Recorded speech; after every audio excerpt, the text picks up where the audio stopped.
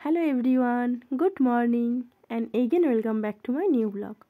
আমি আবারও চলে এসেছি আজকে একটা ক্যাফের খোঁজ নিয়ে।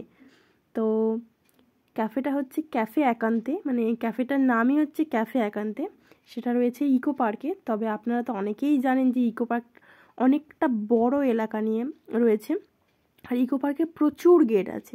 তো আমরা গিয়েছিলাম গেট নম্বর 3, না গেট নম্বর 1-এ গেছিলাম আমরা। আমরা গেট নম্বর 1-এ গিয়েছিলাম এবং ইকো পার্কে আমরা ঢুকিনি, জাস্ট বাইরের ওই দিকের গেট দিয়ে আমরা সোজা যাচ্ছিলাম। ভিউটা সেদিন খুব ভালো লাগছিল, খুব সুন্দর লাগছিল সেদিনের ভিউটা। একটু ওই আইফেল টাওয়ারটার সামনে দাঁড়িয়ে একটু ছবি তুলে নিলাম।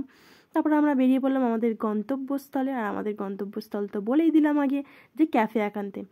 অনেকদিন ধরে ইচ্ছে ছিল যে ওখানে যাব, যেহেতু ওটা একটা আইল্যান্ড টাইপের, একটা ছোট দ্বীপের উপরে যেন রেস্টুরেন্টটা, জলের উপর দিয়ে আমরা হেঁটে যেতে হবে।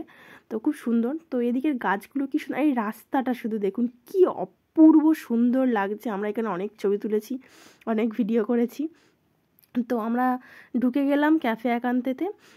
জলের উপর দিয়ে ব্রিজ ছিল, সেখান থেকে যেতে হয়েছে। তো ওখানে যেখানে গিয়েছিলাম, তো সেখানে শুধুমাত্র কন্টিনেন্টাল খাবার ছিল, স্টার্টার ছিল, আর চাইনিজ আইটেম বেশি ছিল। তো আমরা প্রথমে একটা স্টার্টার অর্ডার করেছিলাম, চিকেনের কিছু। তো আমি রিভিউ নিচ্ছিলাম যে বল কেমন হয়েছে। বান্ধবী বলছে হ্যাঁ ভালো হয়েছে, বান্ধবীর বোন বলছে ভালো হয়েছে, বন্ধুও বলছে হ্যাঁ দারুণ দারুণ। তারপর আমরা নুডলস অর্ডার করেছিলাম, বলছে ভাই দারুণ খেতে, এটা আলাদাই স্বাদ। বললাম ঠিক আছে। তো নুডলসের পরে তারপর আমাদের ছিল মিক্সড রাইস আর চিকেনের কিছু শেজওয়ান চিকেন বা ড্রাগন চিকেন, এরকম কিছু একটা অর্ডার দিয়েছিলাম। তো যেখানটায় বসে খাওয়া দাওয়া করছিলাম আমরা, ওটা ছিল অ্যাকচুয়ালি একটা জলের ওপর কটেজ টাইপের, কাঠের তৈরি, সম্পূর্ণ একটা নৌকা টাইপসেরই ছিল। তো ভিউটা অসাধারণ ছিল, ভীষণ ভালো লাগছিল।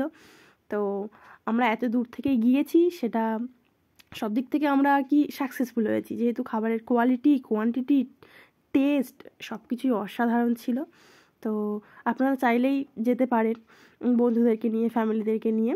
কিন্তু ওখানে বাঙালি খাবার পাওয়া যাবে না, ওখানটায় কন্টিনেন্টাল, তারপর হচ্ছে চাইনিজ খাবার, এগুলোই বেশি পাওয়া যাবে।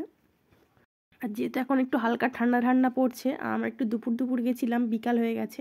তো চারিদিকের যে কাঁচের এই দরজাগুলো রয়েছে, সেখান থেকে হালকা আর কি শীত পড়লে যে এগুলো হয়ে যায় না, কুয়াশা ধোয়া ওরকম লাগছিল।